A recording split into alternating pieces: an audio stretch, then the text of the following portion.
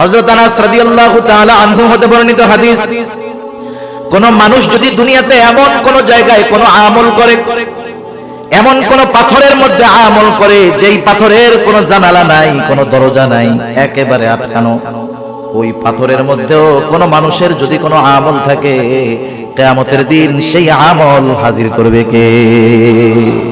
আল্লাহ তাআলা কোরআনুল কারীমের মধ্যে বলেন, ওয়ানাদাউল মাওয়াজিনাল কিসতা লিয়াউমিল কিয়ামাতি ফালা তুযলামু নাফসুন শাইআ ওয়া ইন কানা মিসকালা হাববাতিন মিন খারদালিন আতাইনা বিহা ওয়া কাফা বিনা হাসিবিন।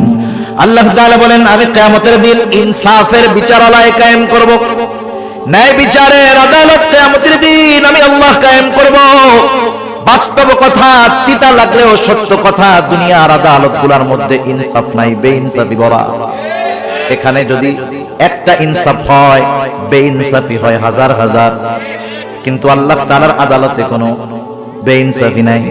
আল্লাহ তাআলা বলেন, ওয়ানাদাউল মাওয়াজিনাল কিসতা লিয়াউমিল কিয়ামা।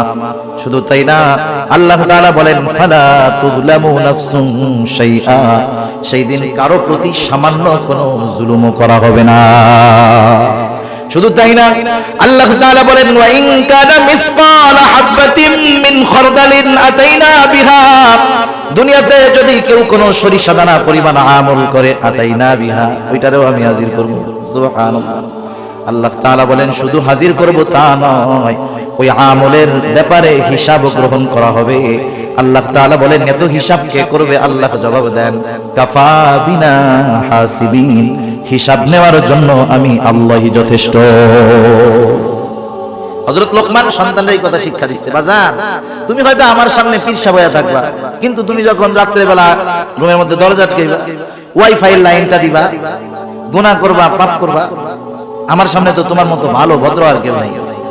তুমি আমার অগোচরে যায় অপরাধ করবা, গুনাহ করবা, মনে করো না যে আল্লাহ তাআলা দেখবে না, আল্লাহ সব দেখবে।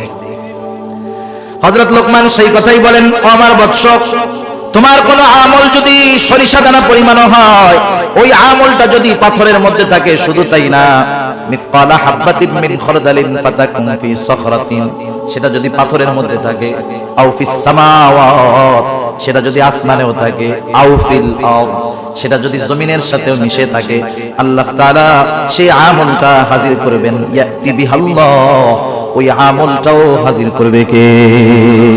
প্রত্যেকটা নবী হিকমতওয়ালা, কোনো সন্দেহ নাই, কিন্তু হযরত লুকমান আলাইহিস সালাম কেন হিকমত গ্রহণ করলেন, নবুয়ত গ্রহণ করলেন না? ওনাকে যখন প্রশ্ন করা হলো, উনি তখন বললেন, শোনো, নিঃসন্দেহে নবুয়ত এটা অনেক সম্মানজনক একটা কাজ, কিন্তু আল্লাহ সুবহানাহু ওয়া তাআলা আমাকে নিজের থেকে নবুয়তের জিম্মাদারি দেন নাই, বরং আমাকে অপশন দিয়েছেন। আমি চাইলে নবুয়ত গ্রহণ করতে পারি, আমি চাইলে হিকমত গ্রহণ করতে পারি। নবুয়ত যদি আমি গ্রহণ করতাম, এই নবুয়তের যেই জিম্মাদারি, যেই দায়িত্বটা ছিল, যদি কখনো এই দায়িত্বের ভিতরে কোনো কমতি পড়তো, কোনো ত্রুটি বিচ্যুতি হতো, আল্লাহ তাআলার কাছে এই ব্যাপারে আমার জবাবদিহিতা করতে হতো। কিন্তু আল্লাহ তাআলা যদি নিজ থেকে সরাসরি আমাকে নবুয়ত দান করতেন, তাহলে আমার এই নবুয়তের জিম্মাদারি পালনের সব ব্যবস্থাপনা আল্লাহ তাআলা গ্রহণ করতেন। এজন্য নবুয়ত গ্রহণ করাটা আমার জন্য রিস্কের ছিল, আমি এই জন্য হিকমত গ্রহণ করেছি। হিকমত কাকে বলা হয়? তাফসীরের মধ্যে আসছে, হিকমত হলো প্রজ্ঞা, হিকমত হলো দ্বীনের পরিপূর্ণ বুঝ, হিকমত হলো স্বপ্নের তাবির তথা স্বপ্নের ব্যাখ্যা। হযরত লোকমানকে আল্লাহ তাআলা হিকমত দান করেছেন। উনি কত হিকমতওয়ালা মানুষ ছিলেন, এখন নয়, শুধু অতীতেও আরব জাতির মধ্যে হযরত লোকমানের হিকমতপূর্ণ ঘটনা কথাগুলার প্রচলন ছিল। তাফসীরের মধ্যে, হাদিসের মধ্যেও হযরত লোকমানের এইরকম কিছু কিছু ঘটনা আছে। হযরত লোকমান আলাইহিস সালাম শুরুতেই যে এত সম্মানিত ছিলেন তা নয়, কিন্তু শুরু থেকে তার কর্মকাণ্ডের ভিতরে হিকমতের নিদর্শন পাওয়া যাইত। তিনি একটা মানুষের ছাগল চড়াইতেন, তিনি রাখাল ছিলেন প্রাথমিক সময়। একদিন ওই ছাগলের মালিক এসে বলে, ও লোকমান, তুমি আমার জন্য একটা ছাগল জবাই করবা, আর ছাগলের সবচাইতে সুস্বাদু জায়গার গোশত আমার জন্য নিয়ে আসবা। হযরত লোকমান আলাইহিস সালাম একটা ছাগল জবাই করার পর ওই ছাগলের হৃৎপিণ্ড আর জিহ্বার গোশতটা নিয়ে মালিকের সামনে হাজির। মালিক এবার বলতেছে, লোকমান যাও আর একটা ছাগল জবাই করো, এই ছাগলের সবচাইতে নিকৃষ্ট জায়গার গোশত তুমি আমার সামনে হাজির করবা। এইবার হযরত লোকমান আর একটা ছাগল জবাই করলেন। এইবারও তিনি হৃৎপিণ্ড আর জিহ্বার গোশত নিয়ে হাজির হয়ে গেলেন। মালিক জিজ্ঞাসা করতেছে, ও লোকমান, তুমি কি আমার সাথে মজা করতেছো নাকি? তোমাকে সবচাইতে উত্তম জায়গার গোশত আনতে বললাম, তুমি হৃৎপিণ্ড আর জিহ্বার গোশত আনছো। আবার সবচাইতে নিকৃষ্ট জায়গার গোশত আনতে বলেছি, তুমি হৃৎপিণ্ড আর জিহ্বার গোশত নিয়ে হাজির হইলা, কারণ কি? হযরত লোকমান তখন বললেন, মালিক, কারো যদি এই হৃদয় আর জবানটা ভালো হয়ে যায়, তার সব ভালো হয়ে যায়। মালিক, কারো যদি হৃদয় আর জবানটা খারাপ হয়ে যায়, তার সব কিছু খারাপ হয়ে যায়, সে সবচাইতে নিকৃষ্ট হয়ে যায়। রাসূল আকরাম সাল্লাল্লাহু আলাইহি ওয়াসাল্লাম এই জন্য বলেন, ইন্নাল্লাহা লা ইয়ানজুরু ইলা সুওয়ারিকুম ওয়ালাকিন ইয়ানজুরু ইলা কুলুবিকুম ওয়া আমালিকুম। আল্লাহ তাআলা কারো সূরত দেখেন না, কারো সিরাত দেখেন না। আল্লাহ তাআলা দেখেন না কে কত সুন্দর, বরং আল্লাহ তাআলা দেখেন কার অন্তরটা কেমন। সেজন্য চেহারা, সূরত, সার্টিফিকেট এগুলার কোনো দাম আল্লাহ তাআলার কাছে নাই। যদি হইতো তাহলে আবু জেহেল সম্মানিত ব্যক্তি হইতো, হযরত বেলাল সম্মানিত ব্যক্তি হতে পারতো। হযরত লোকমান উনিও এরকম ছিলেন, হাবশী কালো গোলাম, কালো চুলগুলা কোকড়া, পাগুলা ছড়ানো, ঠোঁটটা মোটা। এক কথায় আমাদের দৃষ্টিতে একটা মানুষকে অসুন্দর দেখার জন্য যা কিছু দরকার সব তার মধ্যে ছিল। কিন্তু আল্লাহ সুবহানাহু ওয়া তাআলা কেমন সম্মান দিয়েছেন। হযরত লোকমান তিনি একদিন মানুষের সামনে বক্তব্য দিচ্ছেন, বক্তৃতা দেওয়ার জন্য দাঁড়ায় গেছেন। উপস্থিত শ্রোতাদের মধ্য থেকে একজন দাঁড়ায় বলে, ও লোকমান, আপনি আপনার বক্তব্য দেওয়ার আগে আপনার নিকটে আমার একটা প্রশ্ন আছে, অনুগ্রহ করে জবাব দিবেন। হযরত লোকমান বললেন, হ্যাঁ বলো। লোকটা এবার বলতেছে, আপনি কি সেই লোকমান নাকি যেই লোকমান আমার সাথে বাগানে বাগানে ছাগল চড়ায় বেড়াইতো? আপনি কি সেই লোকমান নাকি? একটু শিক্ষণীয় বিষয় একটু খেয়াল দিয়ে শুনবেন। আমাদের সমাজে অনেক মানুষ আছে, একটা সময় তার কিছুই ছিল না, না ছিল কোনো সম্মান, না ছিল কোনো মর্যাদা, কিন্তু কালের পরিবর্তনে আজকে অনেক সম্মান সম্পদের মালিক। আপনি যদি তাকে তার অতীতের কথা স্মরণ করায় দেন, দেখবেন সে আপনার উপরে বিরক্ত হবে। সে তার অতীত যে এত খারাপ ছিল, অতীতে যে সে কষ্টে ছিল, সেটা সে ফেস করতে চায় না, সামনে আনতে চায় না, অতীতকে ভুলে থাকতে চায়। কিন্তু স্বাভাবিক বিষয়টা হলো এমন, যেই ব্যক্তি সর্ব অবস্থায় তার অতীতকে স্মরণ রাখে, অতীতের শিক্ষা নিয়ে চলে, অধিকাংশ ক্ষেত্রে এই ধরনের মানুষগুলা শুকরগুজার বান্দা হয়। আর যারা অতীতকে ভুলে যায়, ওরা অধিকাংশ না শুকরগুজার। খেয়াল করে দেখবেন, এটা বনি ইসরাইলের 3 লোকের ঘটনা আছে। একটা ছিল টাকলা, আরেকটা কুষ্ঠ রোগ, আরেকটা হলো চোখে দেখতো না, কানা। আল্লাহ তাআলা পরীক্ষা করতে চাইছেন। প্রথম জনের টাক ঠিক করে দিয়েছেন, ওরে একটা উট দিছে। আরেকজনের কুষ্ঠ রোগ ছিল, কেউ কাছে যাইতো না, আল্লাহ তাআলা ফেরেশতা দিয়ে ঠিক করে দিলেন। এরপরে তারা একটা গরু দিলেন, সে একসময় অনেক গরুর মালিক, উটওয়ালা অনেক উটের মালিক। আরেকটা ছিল অন্ধ, আল্লাহ তাআলার পক্ষ থেকে চোখ ঠিক হলো, সে একটা ছাগল পাইলো, তার ছাগলে আল্লাহ বরকত দিলেন, অনেক ছাগল হয়ে গেল। আগের 2 জনকে আবার পরীক্ষা করার জন্য এই 3 জনের কাছে ফেরেশতা আসলো। প্রথম 2 জন কি জবাব দিয়েছে? ফেরেশতা এসে বলছে, আমি মুসাফির, আমার একটা উট দাও, আমি জানি আমার গন্তব্যে পৌঁছাইতে পারি। সে কি কইছে? সে বলছে, আরে মিয়া, দেওয়া যাবে না, সমস্যা আছে। এবার ফেরেশতা তাকে মনে করায় দিয়েছে, ওই অতীত, যায় তুমি তো টাকলা ছিলা, তোমার কাছে কেউ আসতো, কেউ তোমার কাছে ভিড়তো না, আফসোস করতা শুধু, আর বলতা, আরে আমার চুল যদি গজাইতো কত ভালো হইতো। আল্লাহ তাআলা তোমার চুল গজায় দিলেন, তোমাকে উট দিলেন, উটের মধ্যে বরকত দিলেন, তুমি অতীতকে ভুলে গেছো? বলে, না, এগুলো আমার আগের থেকেই ছিল। কি কইছে? আগের থেকেই ছিল। ফেরেশতা এবার বলছে, আল্লাহ তাআলা তোমার যদি আগের অবস্থায় তোমারে ফিরায় দিক। এবার তার নেয়ামত চলে গেছে, আগের অবস্থায় ফিরে গেছে। পরের জন যে কুষ্ঠরোগী, তারও একই অবস্থা, অতীতকেও স্বীকার করছে। কিন্তু যেই লোকটা অন্ধ, তার কাছে যখন যায় বললো, আমি একটা ছাগল চাই, মুসাফির, বললো, আল্লাহর বান্দা, তোমার যতগুলা লাগে তুমি নিয়ে যাও, কোনো অসুবিধা নাই, কারণ এক সময় আমার কিছু ছিল না, এগুলো আমাকে আল্লাহ তাআলা দিয়েছে। সেই জন্য শুকরগুজার বান্দা, অতীতকে যারা স্মরণ রাখে, অধিকাংশ ক্ষেত্রে তারা হয়।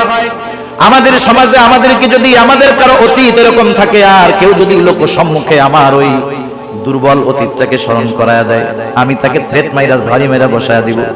কিন্তু হযরত লোকমান এমনটা করেন নাই। তিনি সহসা জবাব দিয়ে দিয়েছেন, হ্যাঁ তুমি ঠিক বলেছো, আমি সেই লোকমান যে এক সময় বাগানে বাগানে ছাগল চড়াইতো। সম্মান কমে গেছে অতীত স্বীকার করা। হযরত লোকমানকে এবার ওই লোকটা প্রশ্ন করতেছে, লোকমান তাহলে এই পর্যায়ে আপনি যে আসলেন, কোন গুণের কারণে আপনি আসলেন, কোন কারণে আল্লাহ তাআলা আপনাকে এত মর্যাদা দিলেন? হযরত লোকমান বললেন, শোনো, সত্যবাদিতা, আমানতদারিতা, অহেতুক কথাবার্তা থেকে আমি বিরত থেকেছি। আমি মনে করি এই সবের কারণে আল্লাহ রাব্বুল আলামিন আমাকে এই সম্মান দিয়েছে। হযরত লোকমানকে প্রশ্ন করেছে, হযরত লোকমান স্বীকার গিয়েছে, কারণ তিনি ছিলেন একজন শুকরগুজার বান্দা। আল্লাহ তাআলা হযরত লোকমানের ব্যাপারে সেই জন্য বলেন, ওয়ালাকাদ আতাইনা লুকমানাল হিকমাতা আনিশকুর লিল্লাহ। আমি লোকমানকে হিকমত প্রদান করেছি আনিশকুর লিল্লাহ, যাতে সে আল্লাহ তাআলার শুকরগুজার করে, আল্লাহ তাআলার কৃতজ্ঞতা প্রকাশ করে। এখান থেকে এক নম্বর শিক্ষণীয় আমাদের জন্য হলো, আমরা যখন কোনো নেয়ামত প্রাপ্ত হব, যখন কোনো নেয়ামত পাবো, আমরা শুকর আদায় করব কার? আল্লাহ তাআলার শুকরিয়া আদায়। বলেন তো, আমরা যদি শুকরিয়া আদায় না করি, আল্লাহ তাআলার কৃতজ্ঞতা প্রকাশ যদি আমরা না করি, আল্লাহ তাআলার সম্মান কমে যাবে? কমবে না। আল্লাহ তাআলার যদি শুকর আদায় আমরা না করি, আল্লাহ তাআলার সম্মান কমবে না। আল্লাহ তাআলার শুকরিয়া আমরা যদি সারা দুনিয়াবাসী না করি, আল্লাহ তাআলার সম্মান কমবে না। আর যদি তামাম দুনিয়ার মানুষ আল্লাহ তাআলার কৃতজ্ঞতা প্রকাশ করে, আমাদের শুকরিয়ার কারণে আল্লাহর ইজ্জত বাড়বেও না। তাইলে শুকরিয়া আদায় করলে আল্লাহ তাআলার কোনো লাভ নাই, না করলে আল্লাহ তাআলার কোনো ক্ষতিও নাই। এজন্য আল্লাহ তাআলা বলেন, ওয়ামান ইয়াশকুরু ফাইন্নামা ইয়াশকুরু লিনাফসি। যে কৃতজ্ঞতা প্রকাশ করে সে সেটা তার নিজের জন্যই করে। কারণ মানুষ যদি নেয়ামত পাওয়ার পর নেয়ামতের কৃতজ্ঞতা আদায় করে, তার নেয়ামতের মধ্যে প্রবৃদ্ধি দান করেন কে? আল্লাহ তাআলা কুরআনুল কারীমে আরেক জায়গায় বলেন, লা ইন শাকারতুম লা আযীদান্নাকুম ওয়া লা ইন কাফারতুম ইন্না আযাবি লাশাদীদ।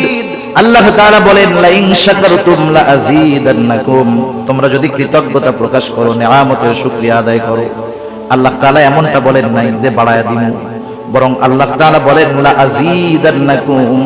দুইটা তাকিদ যোগ করে আল্লাহ তাআলা বলেন, কেমন জানি কথাটা এরকম যে আমি অবশ্যই অবশ্যই তোমাদের নেয়ামত আরো আমি আল্লাহ বাড়ায়া দিব। ওয়ালা ইন কাফারতুম, তোমরা যদি কুফরি করো তথা নেয়ামতের কৃতজ্ঞতা প্রকাশ না করো, তাতে আল্লাহ তাআলার কোনো ক্ষতি নাই, বরং ক্ষতি কি? আল্লাহ তাআলা বলেন, জানা রাখো, ইন্না আযাবি লাশাদীদ, আমার আযাব বড় কঠোর, আযাব বড় শক্ত। তাইলে শুকরগুজার বান্দার নেয়ামত আল্লাহ বাড়ায় দেয়, আর যারা নেয়ামতের শুকরিয়া আদায় করে না, আল্লাহ তাআলা তাদের কঠিন আযাবে গ্রেফতার করে। আল্লাহ তাআলা সেই কথাই বলেন, মান কাফারা ফা ইন্নাল্লাহা গানিয়্যুন হামিদ। আর যারা শুকরিয়া আদায় করে না, কুফরি করে, তারা জানা রাখুক, ফা ইন্নাল্লাহা গানিয়্যুন হামিদ, আল্লাহ তাআলা কারো কৃতজ্ঞতার মুখাপেক্ষী নয়। সেজন্য আমরা শুকরিয়া আদায় করলে লাভ আমাদের নিজেদের।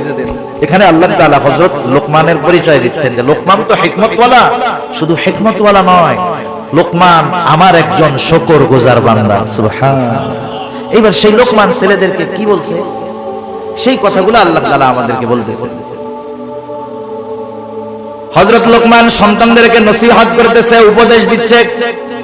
এক নম্বর নসিহত, হযরত লোকমান সন্তানকে বলতেছে, ও আমার সন্তান, ওয়াইদ ক্বালা লুকমানু লিবনিহি ওয়া হুয়া ইয়াইদু ইয়া বুনাইয়া লা তুশরিক বিল্লাহ।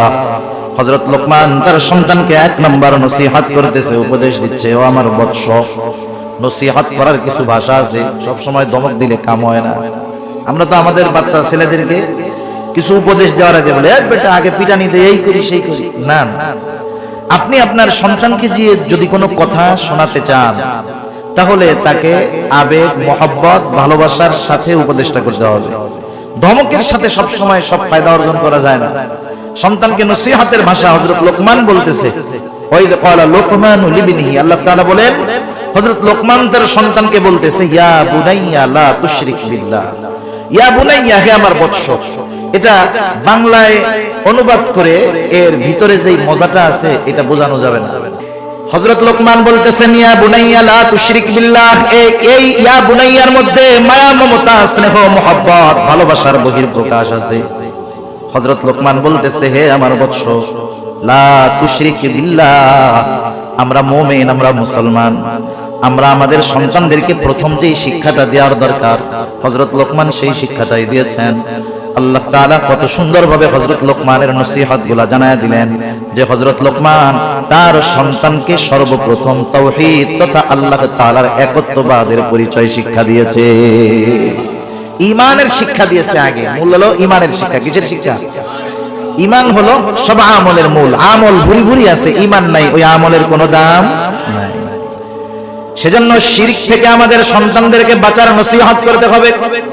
এখন যদি আমরা নিজেরা নিজেদের মধ্যে একটু যাচাই বাছাই করি, আমাদের নাসিরউদ্দিন জর্জ ভাই বলতেছিলেন আপনারা এখানে আসার আগে আজকে সারাদিন আপনার সন্তান কি করেছে, কয়জন বাপ খোঁজ নিয়েছেন? 5 জন হাত উঁচা করতে পারবেন না। এবার আমি যদি আপনাদের প্রশ্ন করি এমন কোন বাবা আছেন একটু বলেন, আমি আমার সন্তানটাকে একদিন সুন্দর মতো আমার পাশে বসাইয়া গায়ে হাত বুলাইয়া এরকম বলেছি, ও আমার কলিজার টুকরা সন্তান, আল্লাহ তাআলার সাথে শিরক কইরো না।